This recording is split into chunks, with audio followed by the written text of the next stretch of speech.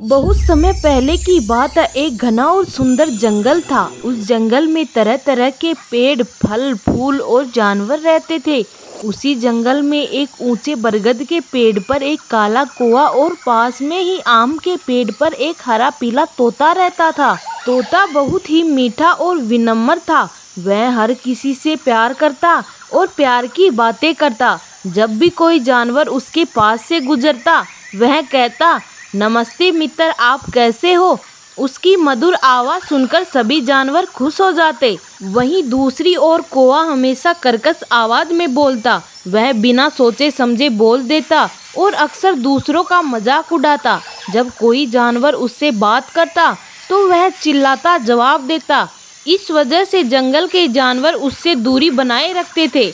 कौवा यह देखकर बहुत जलता था कि सब तोते से ही क्यों बात करते हैं। वह सोचता था, मैं भी तो एक पक्षी हूँ, फिर सब मुझे पसंद क्यों नहीं करते। एक दिन जंगल में राजा शेर ने सभा बुलाई। सभी जानवर इकट्ठा हुए। तोते ने बड़े प्यार से सबका स्वागत किया। उसकी बातें सुनकर शेर भी बहुत प्रसन्न हुआ। शेर ने तोते की तारीफ की और कहा, जंगल में शांति बनाए रखने में उसकी वाणी बहुत सहायक है। कौवा भी सभा में मौजूद था। जब उसने बोलने की कोशिश की तो उसकी तेज और रूखी आवाज़ सुनकर जानवर दूर हट गए और कोई भी उसकी तरफ ध्यान नहीं दे रहा था। यह देखकर कौवे को बहुत दुख हुआ। सभा के बाद कौवा उदास होकर नदी के किनारे बैठ गया। तभी तोता वहां आया और प्यार से बोला, मित्र, तुम इतने दुखी क्यों हो। कौवे ने अपनी परेशानी बताई। तोते ने मुस्कुराते हुए कहा, दिखावट से नहीं, शब्दों से दिल जीते जाते हैं। अगर तुम भी मीठा और विनम्र बोलोगे तो सब तुम्हें पसंद करेंगे। कौवे को अपनी गलती समझ आ गई। उसने निश्चय किया कि अब वह भाषा और व्यवहार बदलेगा।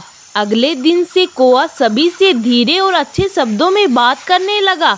जब उसने हिरन से कहा, मित्र, क्या मैं आपकी मदद कर सकता हूँ, तो हिरन हैरान होकर मुस्कुरा दिया। धीरे धीरे कौवे के व्यवहार में बदलाव देखकर जंगल के सभी जानवर उससे मित्रता करने लगे। अब कौवे को भी खुशी होने लगी और वह खुश रहने लगा। उसे समझ आ गया कि सम्मान पाने के लिए मधुर वाणी बहुत ज़रूरी होती है। इस कहानी से हमें यही सीख मिलती है कि मीठे शब्द और अच्छा व्यवहार सबसे बड़ी ताकत होती है।